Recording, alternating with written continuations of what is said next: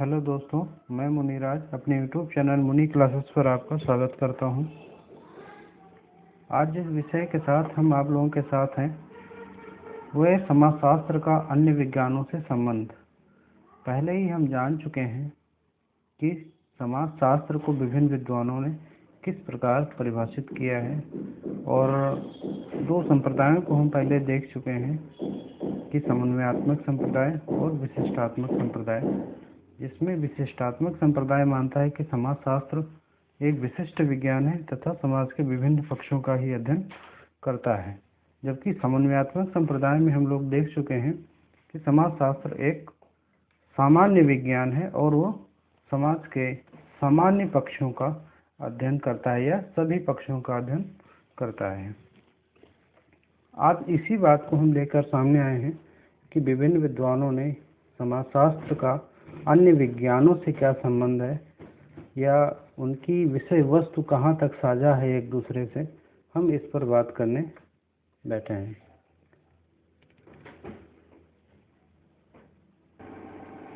हम जानते हैं कि जिस प्रकार समाजशास्त्र, अर्थशास्त्र, राजनीति शास्त्र, मनोविज्ञान, इतिहास, मानव शास्त्र, दर्शन शास्त्र तथा अन्य सामाजिक विज्ञान एक विशेष पक्ष का अध्ययन करते हैं या सामाजिक जीवन के किसी न किसी पक्ष का अध्ययन करते हैं, उसी प्रकार समाजशास्त्र भी है।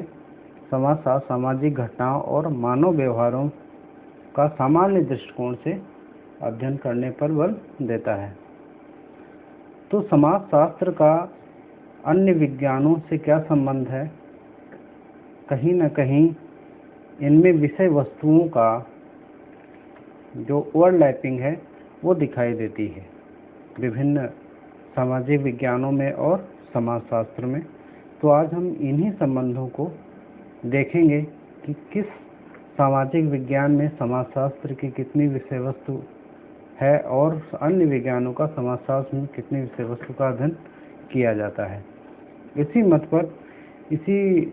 पर कि समाजशास्त्र और अन्य विज्ञानों के मध्य कितना संबंध है या कैसा संबंध है, इस विषय पर विभिन्न विद्वानों ने अपने मत प्रस्तुत किए हैं। तो आइए देखते हैं। पहले जो विचारक हैं ऑगस्ट काम्ट, इन्होंने समाजशास्त्र को एक विशेष विज्ञान माना है या एक वास्तविक सामाजिक विज्ञान माना है। अन्य विज्ञानों को सामाजिक विज्ञानों की श्रेणी में रखने से इनकार किया है। ऑगस्ट काम्ट ने समाजशास्त्र को ही एक वास्तविक विज्ञान की श्रेणी में माना है। इसीलिए ऑगस्ट काम्ट कहते हैं कि समाजशास्त्र को समाज का एकमात्र वास्तविक विज्ञान माना जा सकता है, जबकि अन्य सामाजिक विज्ञानों के महत्व को अस्वीकार किया जाता है, क्योंकि समाजशास्त्र समाज का एक समग्रता से अध्ययन करता है, जबकि अन्य सामाजिक विज्ञान समाज के किसी न किसी एक पक्ष का ही अध्ययन करते हैं। जैसे राजनीति शास्त्र समाज के राजनीतिक पक्षों का अध्ययन करता है या राज्य की जितनी यूनिट्स हैं उन्हीं का अध्ययन करता है, ना कि संपूर्ण समाज का। अर्थशास्त्र भी आर्थिक व्यवस्थाओं से संबंधित जितनी चीज़ें हैं उन्हीं का अध्ययन करता है, ना कि समस्त एक समग्रता से समाज का अध्ययन करता है। दूसरे जो विचारक आते हैं वो हर्बर्ट स्पेंसर हैं। इन्होंने समाजशास्त्र तथा अन्य विज्ञानों को परस्पर अंतर्निर्भर माना है, एक दूसरे पर आश्रित माना है। कहा है कि जैसे समाज के विभिन्न अंग एक दूसरे पर आश्रित हैं या शरीर के विभिन्न अंग एक दूसरे पर आश्रित हैं तथा एक अंग या समाज के किसी पक्ष पर प्रभाव दूसरे पक्ष पर भी प्रभाव डालता है, उसी प्रकार समाजशास्त्र तथा अन्य विज्ञान या सभी सामाजिक विज्ञान एक दूसरे पर आश्रित हैं, एक दूसरे पर आश्रित हैं। ये किसने माना है? स्पेंसर ने। जबकि ऑगस्ट काम्ट ने क्या माना है कि समाजशास्त्र ही एक वास्तविक विज्ञान है। वास्तविक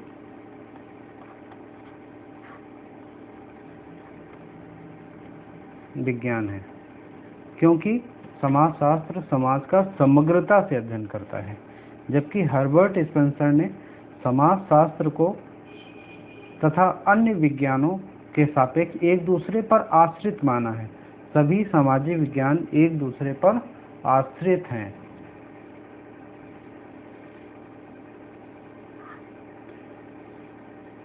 अगले जो विचारक हैं एल.एफ. वॉर्ड हैं।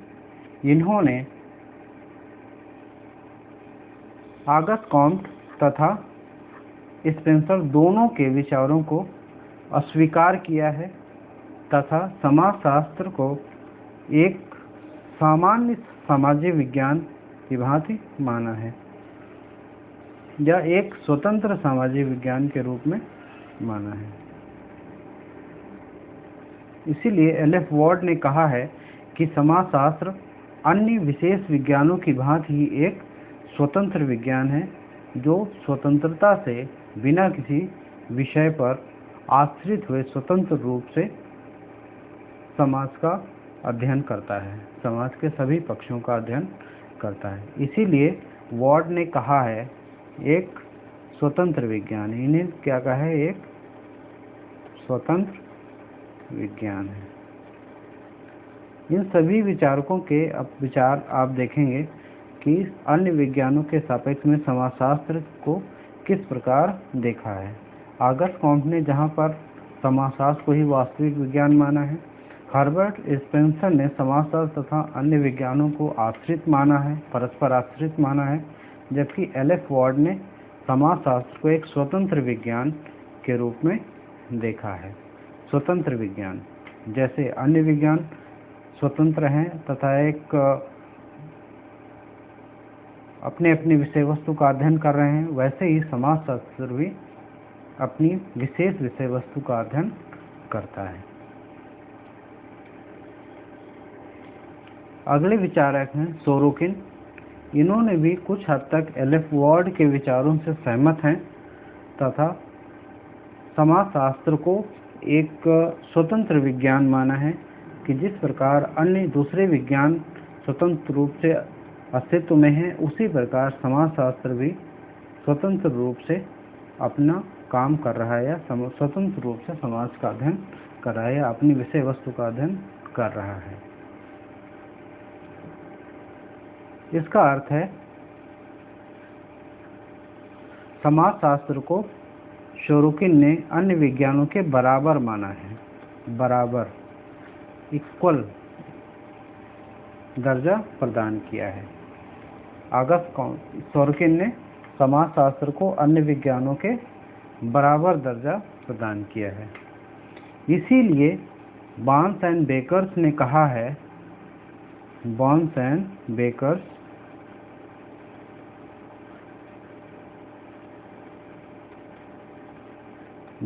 बेकर ने कहा है समाजशास्त्र अन्य सामाजिक विज्ञानों की न तो गृहस्वामिनी है और न ही दासी है, बल्कि उनकी बहन है। इस प्रकार आप देख रहे हैं कि विभिन्न विद्वानों ने समाजशास्त्र को एक स्थान देने के लिए विभिन्न अपने अपने मत प्रस्तुत किए हैं। जहाँ पर ऑगस्ट कॉम्ट एक समाजशास्त्र को ही एक वास्तविक विज्ञान मानते हैं, जबकि हर्बर्ट स्पेंसर सभी विज्ञानों को परस्पर आश्रित मानते हैं तथा एल.एफ. वॉर्ड एक समाजशास्त्र को स्वतंत्र विज्ञान की श्रेणी में रखते हैं, जबकि सोरोकिन ने समाजशास्त्र तथा अन्य विज्ञानों को बराबर का दर्जा प्रदान किया है। इसीलिए बॉन्स एंड बेकर ने अपना ये कथन दिया है कि समाजशास्त्र अन्य सामाजिक विज्ञानों की न तो गृहस्वामिनी है, न ही दासी है, बल्कि उनकी बहन है। और बॉन्स एंड बेकर का ये स्टेटमेंट, ये कथन बहुत महत्वपूर्ण है और ख़ास करके पीजीटी या असिस्टेंट प्रोफेसर एग्ज़ाम के लिए ये बहुत महत्वपूर्ण है और ये आने की संभावना इसकी रहेगी। आगे हम देखेंगे समाजशास्त्र तथा मानव शास्त्र में क्या संबंध है, समाजशास्त्र तथा राजनीति शास्त्र में क्या संबंध है, समाजशास्त्र तथा अर्थशास्त्र में क्या संबंध है, समाजशास्त्र और इतिहास में कैसा संबंध है, समाजशास्त्र और मनोविज्ञान में कहाँ तक संबंध है, क्योंकि कोई भी विज्ञान, कोई भी सामाजिक विज्ञान स्वतंत्र नहीं है। आपस में कुछ विषय वस्तुओं का सहभागिता जरूर करते हैं, या जैसे कुछ विषय वस्तु समाजशास्त्र में अन्य विज्ञानों की पढ़ी जाती हैं और समाजशास्त्र की किन्हीं विषय वस्तुओं का अध्ययन दूसरे विज्ञानों में भी किया जाता है।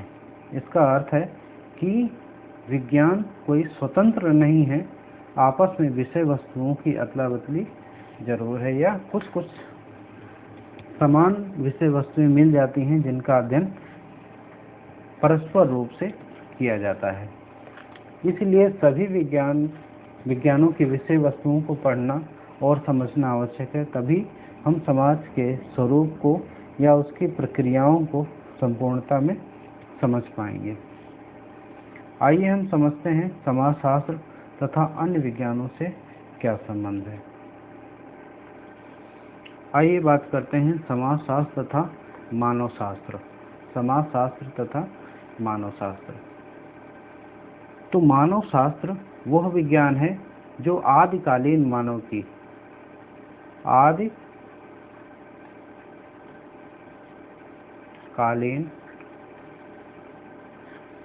की संस्कृति, शारीरिक बनावट, सामाजिक संरचना व सांस्कृतिक और उद्विकासी संबंधी विशेषताओं का अध्ययन करता है।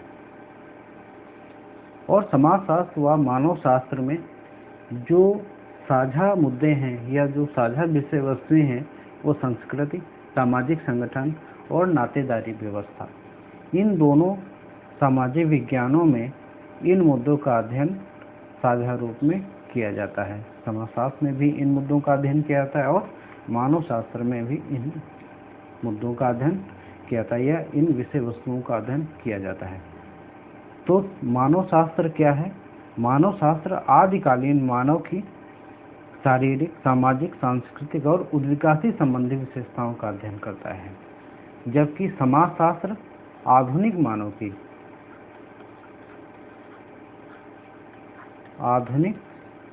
मानव की इन्हीं विशेषताओं का अध्ययन करता है।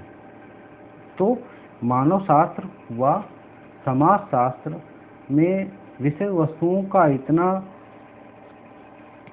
मेल जोल है या इतना साझा रूप में इन दोनों अध्ययन करते हैं कि इनको अलग रूप से देखा नहीं जा सकता। इसीलिए क्रोबर ने समाजशास्त्र तथा मानवशास्त्र को जुड़वा बहनें कहा है। क्या कहा है? जुड़वा बहनें। समाजशास्त्र तथा मानवशास्त्र आपस में जुड़वा बहनें हैं या ट्विन सिस्टर्स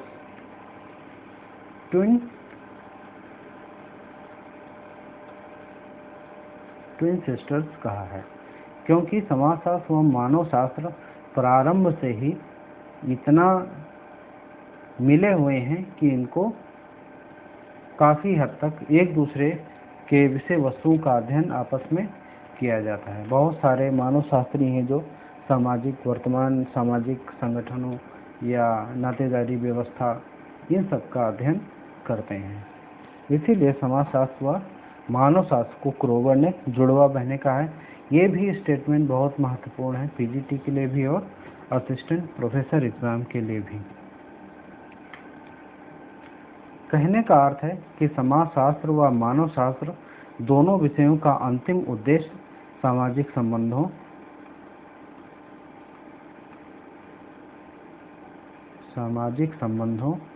व सामाजिक संगठन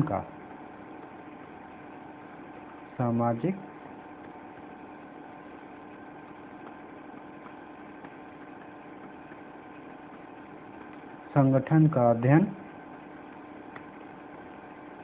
करना है। दोनों विषयों का अंतिम उद्देश्य सामाजिक संबंधों और सामाजिक संगठन का अध्ययन करना है। अगले विषय की तरफ बढ़ते हैं, समाजशास्त्र और राजनीति शास्त्र। समाजशास्त्र और राजनीति शास्त्र में समाजशास्त्र में सामाजिक नियंत्रण का अध्ययन किया जाता है, व्यक्ति और समाज का अध्ययन किया जाता है, सामाजिक चेतना का अध्ययन किया जाता है। राजनीति में भी इन मुद्दों का अध्ययन किया जाता है, सामाजिक नियंत्रण का, व्यक्ति तथा समाज का और सामाजिक चेतना का।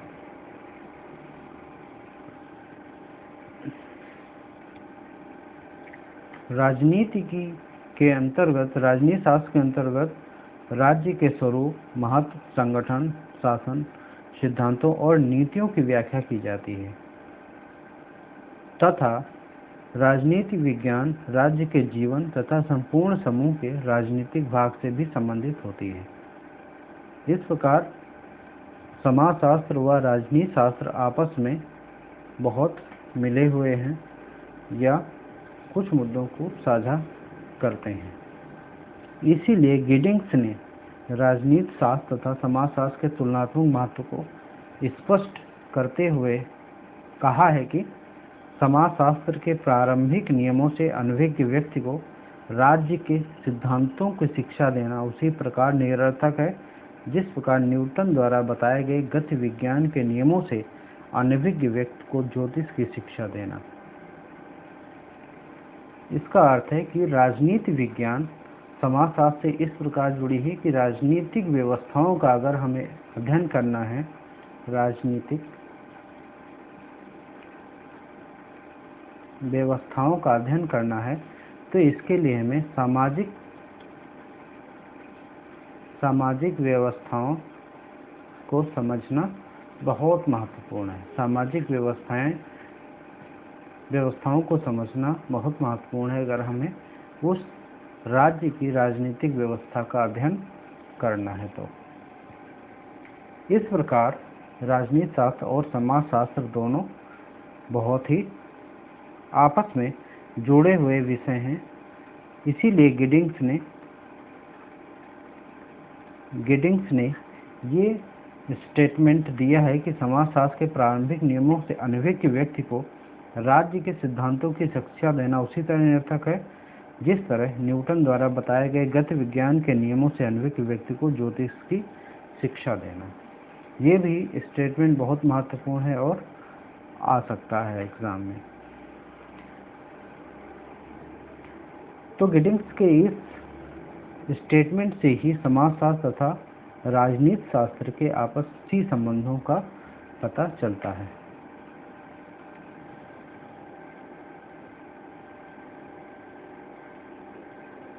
अगला जो है समाजशास्त्र व अर्थशास्त्र के मध्य संबंध।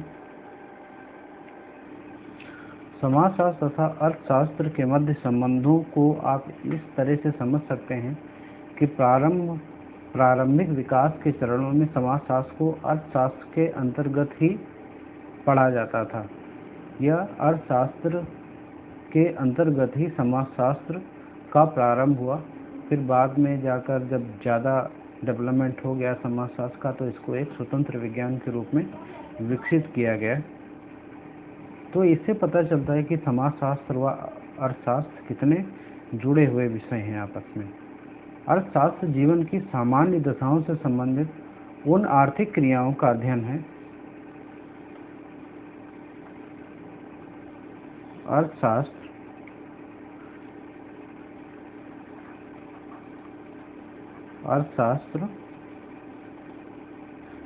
समाज की सामान्य दशाओं से संबंधित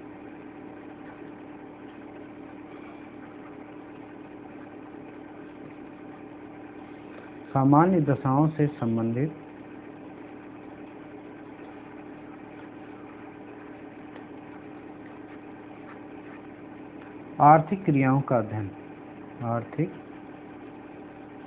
क्रियाओं का अध्ययन है। और ये आर्थिक क्रियाएं समाज के अंतर्गत ही की जाती हैं तथा विभिन्न सामाजिक संबंधों को स्थापित करते हुए की जाती हैं। समाजशास्त्र तथा अर्थशास्त्र के मध्य जो साझा विषय हैं, औद्योगिकरण, नियोजन, श्रम कल्याण, इन विषयों का अध्ययन समाजशास्त्र में भी किया जाता है और अर्थशास्त्र में भी। इसलिए ये दोनों विषय आपस में बहुत घुले मिले हुए हैं और कई विषयों का को आपस में साझा करते हैं। लोवी ने कहा है,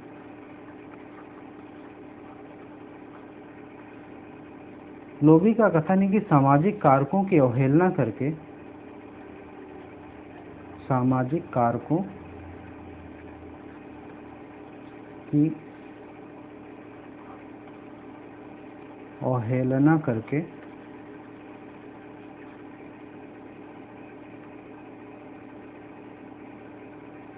अर्थशास्त्र को किसी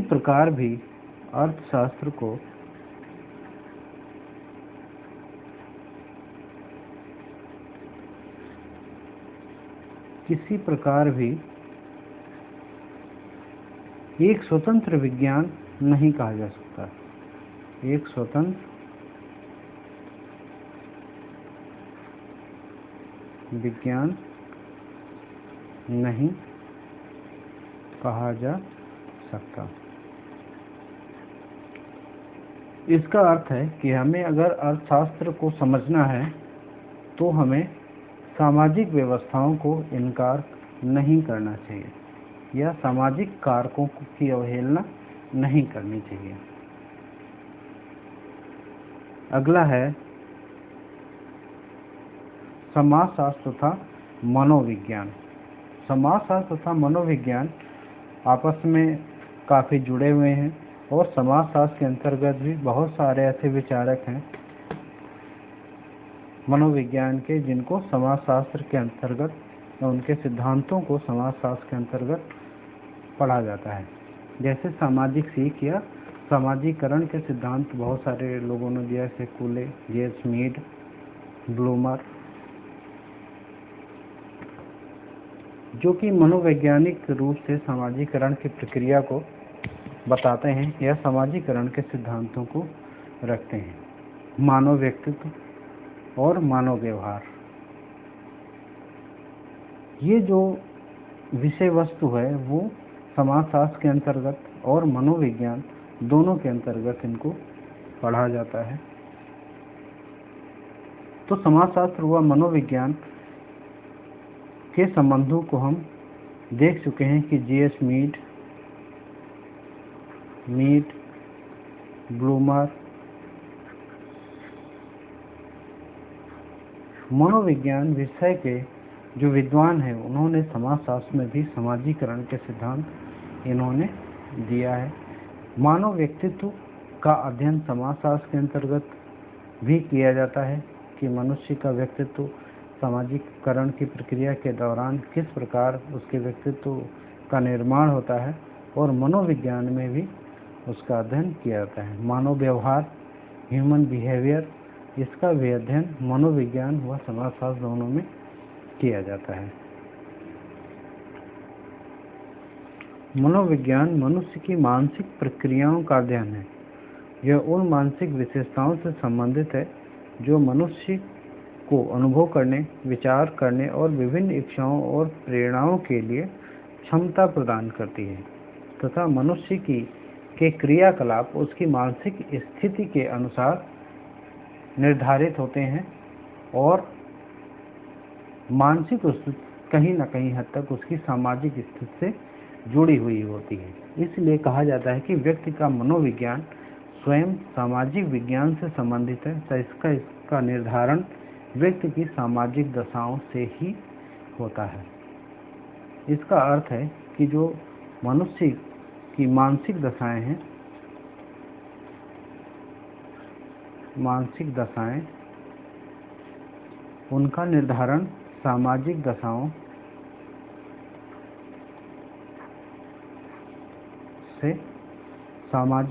से होता है। मनुष्य की मानसिक दशाएं कैसी हैं, उसी के अनुसार उनके क्रियाकलाप होंगे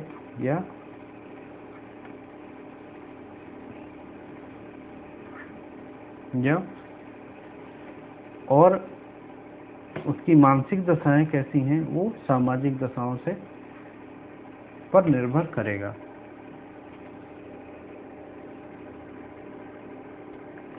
इसीलिए मनोविज्ञान को मनोविज्ञान को दो भागों में बांटा गया है। एक है विशुद्ध मनोविज्ञान, विशुद्ध मनोविज्ञान, मनोविज्ञान और सामाजिक मनोविज्ञान। विशुद्ध मनोविज्ञान के अंतर्गत मनोविज्ञान से संबंधित विभिन्न सिद्धांतों को रखा जाता है, जबकि सामाजिक मनोविज्ञान के अंतर्गत मनुष्य के व्यवहार, उसके क्रियाकलाप, मानव व्यक्तित्व, मनुष्य का सामाजिकरण आदि को रखा जा सकता है। तो समाजशास्त्र तथा मनोविज्ञान काफी एक दूसरे से मिले हुए हैं।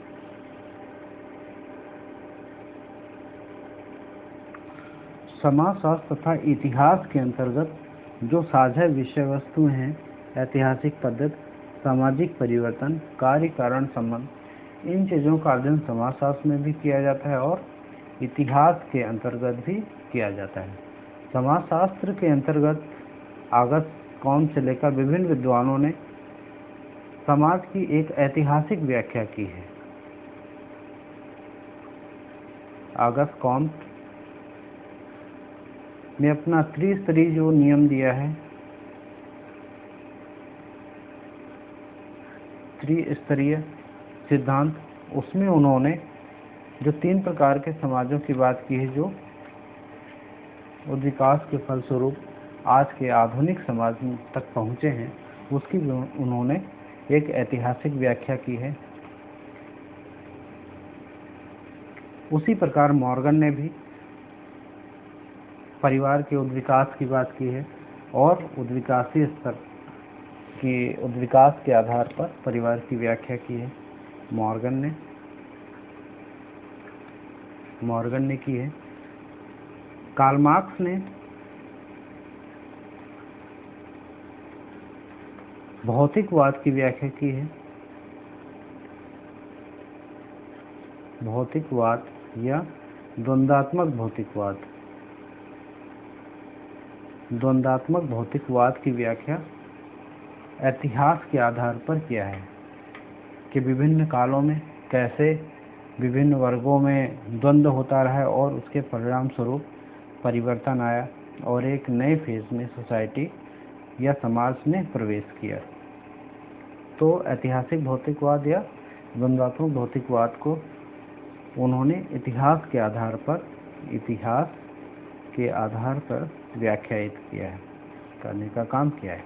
तो सामाजिक परिवर्तन का अध्ययन इतिहास के अकॉर्डिंग ही किया जा सकता है और बिना इतिहास को देखे हम वर्तमान समाज को नहीं समझ सकते।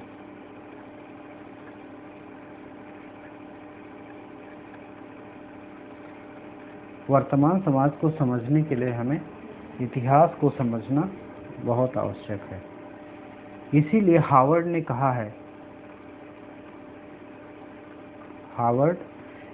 है कि इतिहास अतीत का समाजशास्त्र है। इतिहास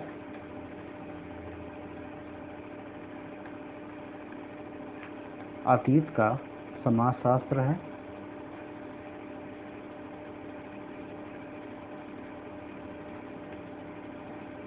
जबकि समाजशास्त्र वर्तमान का इतिहास है। जबकि समाजशास्त्र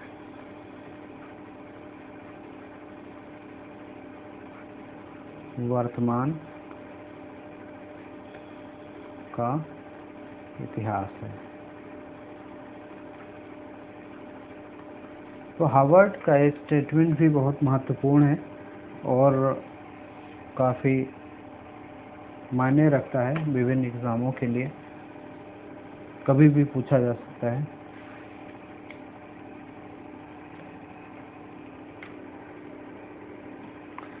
अमेरिका में विभिन्न विद्वानों ने समाज की व्याख्या ऐतिहासिक आधार पर की।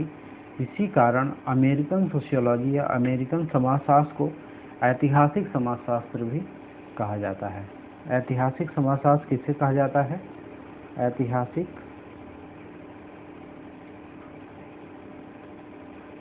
समाजशास्त्र,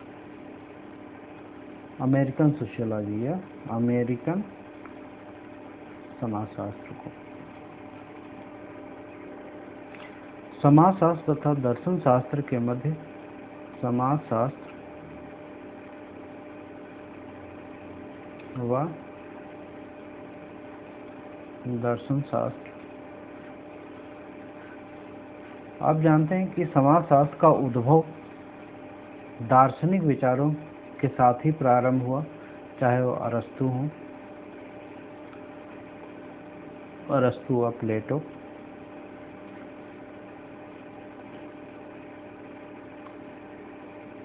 अरस्तु और प्लेटो ने दोनों ने सामाजिक जो समस्याओं की प्रारंभिक विवेचना उन्होंने दर्शन के आधार पर ही किया था। दार्शनिक और धार्मिक आधार पर ही सामाजिक समस्याओं को सामने रखा था, जबकि आगे चलकर उसको एक वैज्ञानिक ढंग से सामाजिक समस्याओं को देखा जाने लगा। इसीलिए समाजशास्त्र का उद्भव दर्शन से ही हुआ है। दर्शन शास्त्र के विद्वानों ने ही दार्शनिक आधार पर सामाजिक समस्याओं को प्रारंभिक रूप में सामने रखा।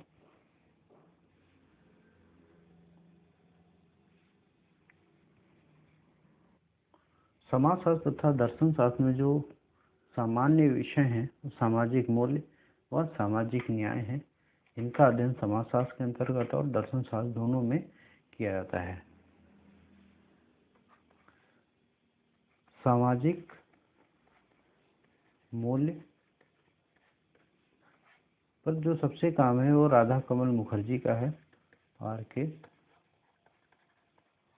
मुखर्जी ने मूल्यों पर बहुत सारा काम किया है। तो इस तरह से हम देखते हैं कि समाजशास्त्र तथा अन्य विषय किस प्रकार एक दूसरे से मिले हुए हैं।